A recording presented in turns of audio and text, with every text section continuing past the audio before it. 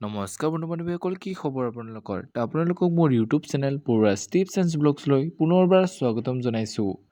তো বন্ধু বান্ধৱীসকল, এটা বহুতেই ভাল খবৰ যে ফাইনেলি আহি গ'ল আছাম পুলিচৰ নিউ ভেকেঞ্চিৰ ওপৰত আপডেট।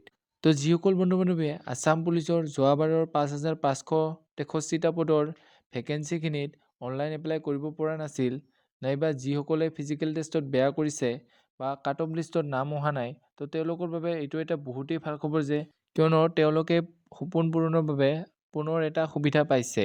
গতিকে আপোনালোকে মন বেয়া নকৰি পুনৰ চেষ্টা কৰক। তো আছাম পুলিচৰ নিউ ভেকেঞ্চিৰ ওপৰত কি আপডেট আহিছে, CM ছাৰে আছাম পুলিচৰ নিউ ভেকেঞ্চিৰ ওপৰত কি ক'লে, সকলো ডিটেইলছ সহকাৰে আপোনালোকক এই ভিডিঅ'টিৰ যোগেদি জনাম। তো চাই যাওক ভিডিঅ'টো লাষ্টলৈকে। তো এইখিনিতে আপোনালোকৰ ওচৰত এটা ৰিকুৱেষ্ট যে যদিহে আপোনালোকে আমাৰ চেনেলটো এতিয়ালৈকে ছাবস্ক্ৰাইব কৰা নাই, তেনেহ'লে চেনেলটো ছাবস্ক্ৰাইব কৰিব আৰু কাষতে থকা বেল আইকনটোৰ পৰা অলপ প্ৰেছ কৰিব, যাতে আমি দিয়া এনেকুৱা জব ইনফৰমেশ্যনৰ ভিডিঅ' আপোনালোকে প্ৰথমতে পাব পাৰে। তো বলক এতিয়া CM ছাৰে আছাম পুলিচৰ নিউ ভেকেঞ্চিৰ ওপৰত কি ক'লে আপোনালোকে চাই লওক।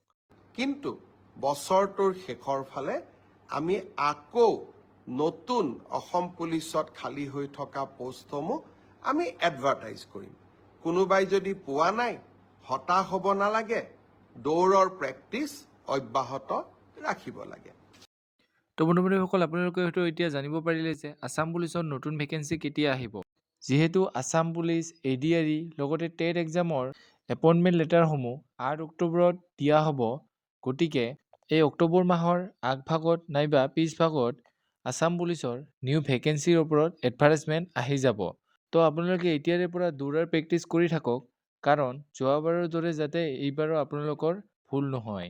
তো আপোনালোকে নিজকে এইবাৰ এনেকুৱা ধৰণে প্ৰেক্টিচ কৰক যাতে আপোনাক কোনো কাট অফ নম্বৰে আপোনাৰ সপোন পূৰণ কৰাত বাধা দিব নোৱাৰে।